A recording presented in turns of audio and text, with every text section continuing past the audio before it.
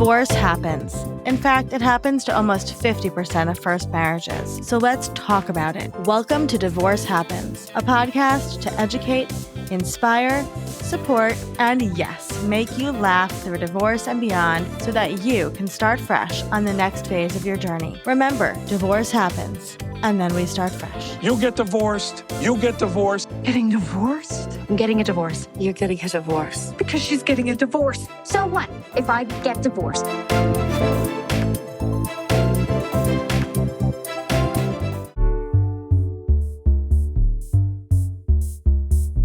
Hello. Welcome back to Divorce Happens, the podcast where we support you before, during, and after divorce with education, inspiration, and a little bit of laughter. Because as we know, divorce happens and then you start fresh. And we're here with a friend of ours, Elizabeth. Elizabeth, can you tell us who you are?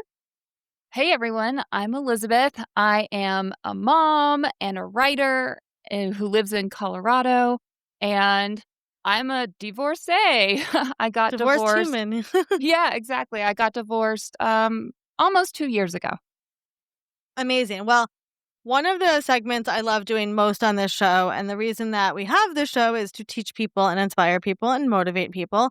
So if you wouldn't mind telling us, what are the things that you learned from your divorce? Oh my gosh, I learned so much from the divorce. It was definitely a period of a lot of kind of personal development for me. And one of the key things I learned is that I was stronger than I realized, like stronger than I was giving myself credit for. So as I was getting closer and closer to reaching that tipping point of asking for a divorce or deciding that I thought that was the best next step in our relationship, I really hesitated around having to become a single parent and how I was going to juggle that. I was a stay-at-home mom, so I had no source of, outside income. And so I just had a lot of fears over what life would look like if I detached myself from this other person. And there was actually a week that really changed my mindset about that. My now ex-wife had to go away for a training for a full week. So I was 24/7, solo parenting. And so I was really stressed going into that week. And I had done a lot of preparation of like play dates and meal planning and things to make it as easy as I could on myself. And Olivia, the lightness I felt that week was profound. Like to not have someone else's negative energy coming in, to not have my decisions questioned, to be able to just make a plan and see it through without all these like interruptions or having to worry about what she would want. I mean, there was just this level of freedom that really helped me switch that mindset around what solo parenting or single parenting could look like. And honestly, like that week was really significant for me in being willing to entertain the idea of getting divorced and believing that I could do it. 100%. I had a lot of very similar feelings when my ex-husband, when we were married, started playing a lot more music, and he was in multiple bands in New York City. He was gone he would work and then he would go into the city to play music. And I remember all those nights being like, oh, this is so nice. Like I can put the kids to bed and then I can watch TV and it's quiet and nobody's, the negativity, the energy. I think people, they underestimate that negative energy that just holds you back.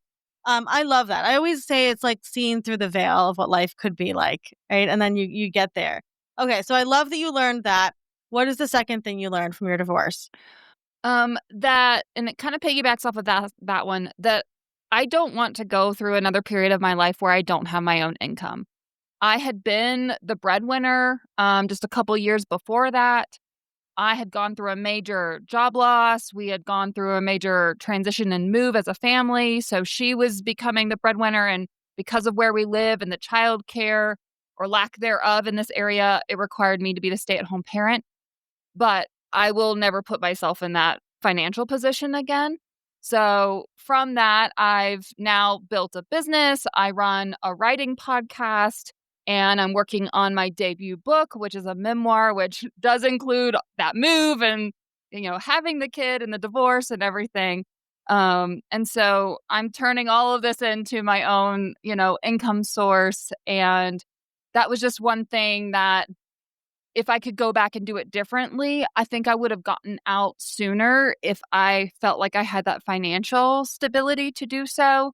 It was really scary for me, and I had to luckily, I have a very supportive family, and they helped me through that transition, because it was really quite a transition.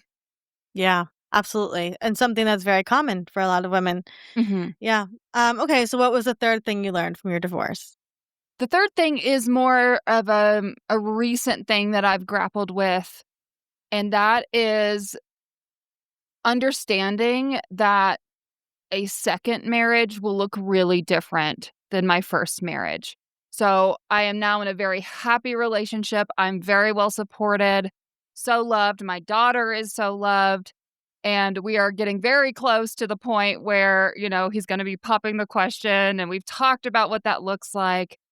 And as we get closer, I found myself getting a little bit nervous of like, oh, I'm going to do this again. Am I ready? What is this going to look like? I don't want to feel like X again or like Y again. There's a lot of still like really tough memories from being married.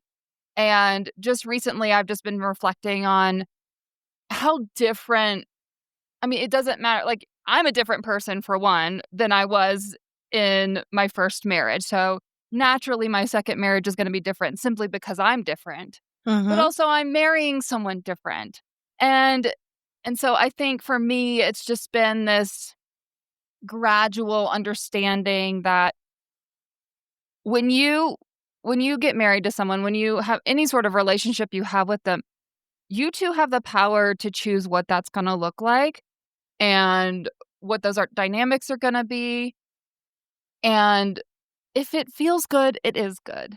And I think there's a lot that we carry as people who have been divorced, um, a lot of pain and hesitancy because we don't want to go through that again because it was so painful. The thought of ever putting myself in a position where I have to do that again is just like unfathomable. Um, but yet I love this person and I know I want to spend the rest of my life with them. And I can't carry those wounds and those fears from that past dynamic and relationship into this one. Absolutely. I love that. It's like a revelation, right? Oh, it's not the Mhm. same person. Yeah, Mhm. and you're not the same person. Right. So if somebody's listening to this, Elizabeth, and they're considering divorce or they're going through a divorce, what would be some words of wisdom you could leave them with? I think the biggest thing is just finding support, which is so hard. I really did not have like support in the way where like people could relate or I could get advice from people who had been through it. I was the first one in my family, still am the first one in my family to be divorced. I didn't have any friends around me that had been through it. I mean, I really had to reach out to other people that I just knew from like online that, Mhm. had gone through it. I think, gosh, if I had found your resources back then, like I love the stuff that you post, especially on like threads. It's just so relatable. And that was what I struggled with was being able to find someone who could kind of walk me through some of those steps and just not that I didn't know what I had to do, but just having that emotional support because you're so raw and it's just so new and really scary. So finding support in whatever that looks like. And for me, the way I'm trying to offer that support is by simply just being so real about my own experience with my divorce in my memoir, because I hope people will be able to read different parts of that, especially this really tough struggle I went through that first week that my daughter was with my ex. And I suddenly realized, like, I don't know what my, 3.5-year-old is doing right now. Like, I kept tabs on her every second of every day. And suddenly I have no idea where she is. I have no idea if she's okay. And it was really hard. And I scoured the web at that moment to try to find some comfort in other people who had experienced that. And I came up empty.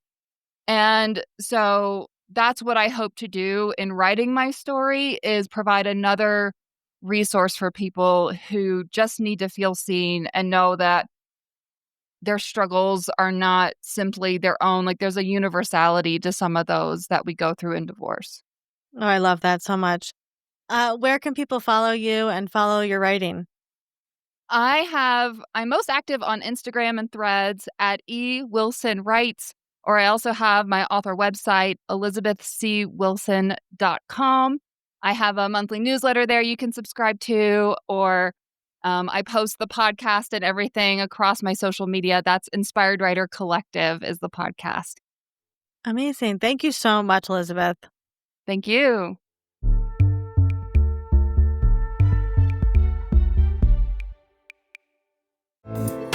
Divorce Happens is produced by Fresh Starts Registry, the only divorce registry platform for everything you need to begin again, including home items, hype team, and everything in between. Remember, divorce happens, and then we start fresh. We're here to support you before, during, and after divorce.